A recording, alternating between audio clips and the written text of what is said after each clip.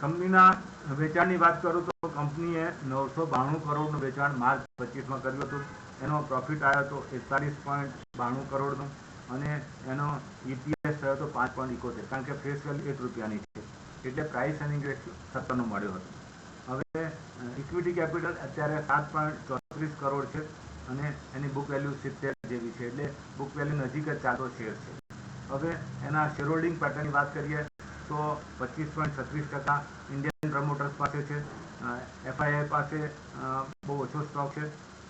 જે અધર્સ કહી શકાય, એટલે ઇન્ડિયન ઇન્વેસ્ટર્સમાં બે પાર્ટ બનાવે છે. અધર્સ પાસે અરાઉન્ડ 46% છે અને આપણા સામાન્ય રોકાણકારો પાસે 31.28, એટલે ટોટલ 23,490 જેવા શોલ્ડર નોંધાયેલા છે.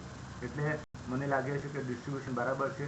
જ્યારે કંપનીનું માર્કેટ કેપ 1,000 કરોડ રૂપિયા ઉપર જશે ત્યારે મ્યુચ્યુઅલ ફંડ અથવા બીજા બધા ઇન્સ્ટિટ્યુશન દાખલ થશે. ત્યાં સુધી આ કંપનીની પ્રોગ્રેસ પર ધ્યાન રાખવું જોઈએ.